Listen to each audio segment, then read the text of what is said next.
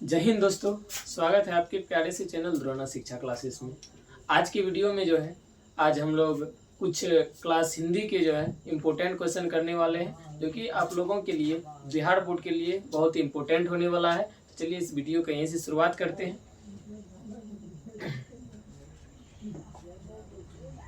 चलिए क्वेश्चन पे चलते हैं। आपका पहला क्वेश्चन जो है ये रहा। पहला क्वेश्चन में जो है आपका फर्स्ट चैप्टर से जो है इम्पोर्टेंट क्वेश्चन है बाबा साहब भीमराव अंबेडकर का जन्म किस परिवार में हुआ था। बाबा साहब भीमराव अंबेडकर जो थे उसका जन्म जो है किस परिवार में हुआ था। तो इसका जो है ऑप्शन है पुरोहित परिवार, दलित परिवार, बोथ नन। बोथ का मतलब होता है कि दोनों, नन का मतलब होता है इनमें से कोई नहीं। तो आप लोगों ने पहले भी पढ़ा होगा कि बाबा साहब जो थे ये बहुत ही छोटे परिवार से, छोटे जाति से बिलोंग करते थे, और ये अभी जो है इनको संविधान के निर्माता के नाम से भी जाना जाता है। तो इसका जो सही ऑप्शन होगा, बाबा साहब भीमराव अंबेडकर जो है दलित परिवार से बिलोंग करते थे। इस परिवार से, दलित परिवार से बिलोंग करते हैं। इसका जो है 1 नंबर का ऑप्शन बी नंबर सही हो जाएगा। चलिए आगे बढ़ते हैं। फिर अगला क्वेश्चन आपका आता है भारत में जाति प्रथा का प्रमुख कारण क्या है। हमारे भारत में जो है जाति प्रथा का प्रमुख कारण क्या है। तो पहला है बेरोजगारी, दूसरा गरीबी, तीसरा है उद्योग धंधों में कमी, और चौथा है अमीरी। तो आप लोगों ने सुना होगा कि हमारे भारत में जो है अभी बेरोजगारी का जो है ज्यादा समस्या बनी हुई है। हमारे नौजवान साथी सब जो है बेरोजगार पड़े हुए हैं। तो इसका प्रमुख जो कारण होगा आपका ये ए नंबर होगा।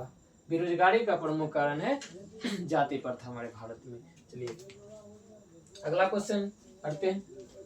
अगला क्वेश्चन आपका आता है बाबा साहब भीमराव अंबेडकर का जन्म किस राज्य में हुआ था। बाबा साहब भीमराव अंबेडकर जो थे उसका जन्म किस राज्य में हुआ था। ऑप्शन है मध्य प्रदेश, बिहार, उत्तर प्रदेश, बंगाल।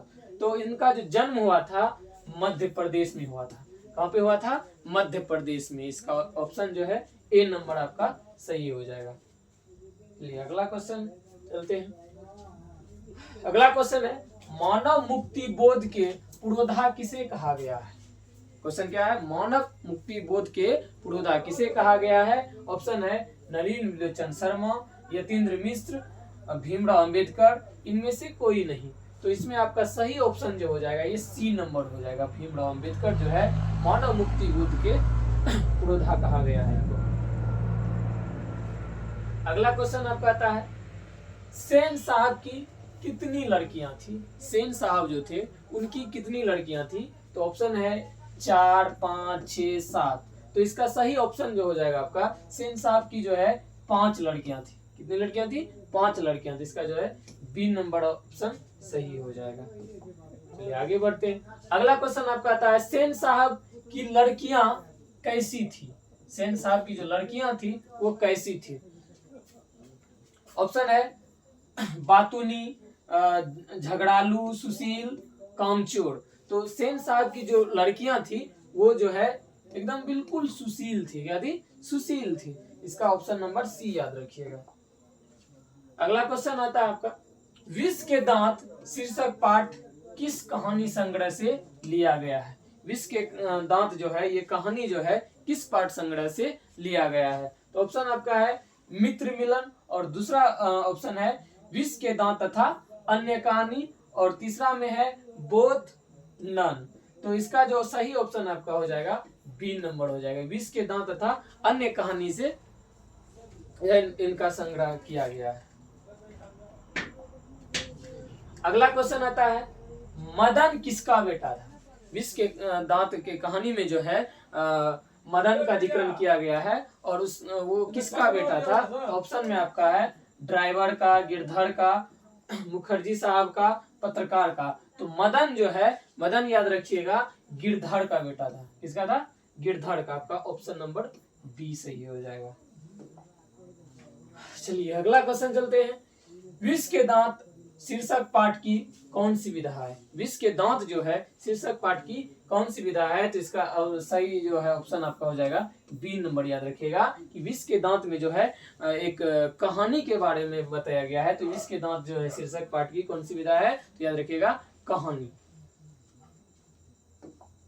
चलिए अगला क्वेश्चन आता है, सेन साहब की आंखों का तारा कौन है? सेन साहब जो है उसके आंखों की तारा कौन है? तो ऑप्शन में है कार, खोखा, खोखी, सभी। तो इसमें आपको सही जो ऑप्शन याद रखना है वो बी नंबर याद रखना है कि खोखा जो है सेन साहब की आंखों का तारा था। खोखा मतलब सेन साहब के जो बेटा थे वो जो है उसकी आंखों के तारा थे। अगला क्वेश्चन आता है, खोखा के दांत किसने तोड़ा? खोखा जो है दांत किसने तोड़ा था? तो मदन के दोस्त ने, सेन साहब ने, गिरधर ने। तो खोखा का जो दांत तोड़ा था वो मदन ने तोड़ा था। कौन तोड़ा था? मदन ने। ऑप्शन नंबर ए इसका सही हो जाएगा। अगला क्वेश्चन आपका आता है, वाकिफ शब्द का अर्थ क्या होता है? वाकिफ शब्द का जो है अर्थ क्या होता है? तो यहाँ सभ्यता, घटना, परिचित, कुरूर। तो इसका जो है सही आंसर जो हो जाएगा आपका ये परिचित होगा। आप लोगों ने कभी कभी सुना होगा, बोलचाल की भाषा में बोलते हैं कि क्या आप हमसे वाकिफ हैं, मतलब कि परिचित हैं। तो इसका जो ऑप्शन हो जाएगा ये सी नंबर हो जाएगा, परिचित। अगला क्वेश्चन है, स्वामी विवेकानंद ने वेदांतियों का भी वेदांती किसे कहा है? यहाँ जो है एक गलत हो गया है, ठीक है। तो किसे कहा गया है ये हो जाएगा क्वेश्चन। तो ऑप्शन में है मैक्स मुलर को, गुणाकार को, बोथ, नन। तो इसमें जो आपका सही ऑप्शन हो जाएगा मैक्स मुलर को जो है स्वामी विवेकानंद ने वेदांतियों का भी वेदांती कहा है। चलिए आगे बढ़ते हैं। अगला क्वेश्चन है, भारत से हम क्या सीखे? क्या है ये जो भारत से हम क्या सीखे, ये क्या है? तो इसमें है निबंध, कहानी, भाषण, व्यक्ति, चित्र। तो इसका जो सही ऑप्शन आपका हो जाएगा ये भारत से हम क्या सीखे, ये भाषण हो जाएगा। ऑप्शन नंबर सी सही हो जाएगा इसका। अगला क्वेश्चन है, हकर्स क्या थे? हकर्स क्या थे? ऑप्शन है पुरातत्व प्रेमी, भूवैज्ञानिक, और तीसरा आता है भाषा वैज्ञानिक, और डी नंबर में आपका आता है वनस्पति वैज्ञानिक। तो याद रखिएगा हकर्षक जो थे वो वनस्पतिक वैज्ञानिक थे। क्या थे? वनस्पतिक वैज्ञानिक थे। अगला क्वेश्चन है, सिकत्थक का अर्थ क्या होता है? तो सिकत्थक का अर्थ जो होता है वो देखिए ऑप्शन में है रंग, टीका, मोम, आलता। तो सिकत्थक का अर्थ जो होता है वो मोम होता है। क्या होता है? मोम होता है। आपका ये ऑप्शन नंबर सी सही हो जाएगा। अगला क्वेश्चन है, नागरी लिपि शीर्षक पाठ कहाँ से लिया गया है? नागरी लिपि शीर्षक पाठ जो है ये कहाँ से लिया गया है? ऑप्शन में है भारतीय लिपियों की कहानी से, और दूसरा है सौरमंडल, और बोथ, और नन। तो इसका जो सही ऑप्शन हो जाएगा भारतीय लिपियों की कहानी से जो है ये नागरी लिपि शीर्षक का जो है पाठ लिया गया है। अगला क्वेश्चन आता है, हस्तलिपि किसे कहते हैं? क्वेश्चन क्या है? हस्तलिपि किसे कहते हैं? ऑप्शन में आपका है हाथ की मेहंदी को, बी नंबर में है हाथ से बनी मूर्ति को, और ऑप्शन सी में है हाथ की लिखावट को, और आपका चौथा डी नंबर में जो है नन है। तो हस्तलिपि किसे कहते हैं? तो याद रखिएगा हस्तलिपि जो है हाथ की लिखावट को कहते हैं। किसे? हाथ की लिखावट को। इसका ऑप्शन जो है सी नंबर सही हो जाएगा। अगला क्वेश्चन आपका आता है, टकसाल शब्द का अर्थ है। टकसाल शब्द का अर्थ है। तो ऑप्शन में है जहां दिन ढलता है, और दूसरा ऑप्शन है जहां भोजन बनता है, और सी नंबर में है बोथ, डी में है नन। तो इसमें जो आपका सही ऑप्शन हो जाएगा जहां भोजन बनता है उसे हम टकसाल शब्द कहते हैं। चलो अगला क्वेश्चन है, बहादुर कहां से भाग गया था? बहादुर जो है, बहादुर की मम्मी ने जब उसकी पिटाई की थी तो वो कहाँ से भाग गया था? तो बहादुर का घर जो था नेपाल में था। तो जब उसकी माँ ने उसकी पिटाई की तो वो जो है घर छोड़ के भाग गया। तो इसका सही ऑप्शन जो है ए हो जाएगा। बहादुर अपने घर नेपाल से जो है भाग गया था। चलिए अगला क्वेश्चन है, बहादुर से मार खाकर भैंस भागी भागी किसके पास चली गई? जब बहादुर ने अपने भैंस को गुस्से में पीटा तो भैंस जो है उसका सीधा भागी भागी जो है किसके पास चली गई? तो क्वेश्चन है आपका पड़ोसी के पास, माँ के पास, बोथ, नन। तो आप लोगों ने कहानी अगर पढ़ा होगा तो याद होगा कि जब बहादुर ने भैंस को पीटा था तो वो जो है भागी भागी बहादुर के माँ के पास चली गई थी। कहाँ चली गई थी? माँ के पास। इसका ऑप्शन नंबर बी सही हो जाएगा।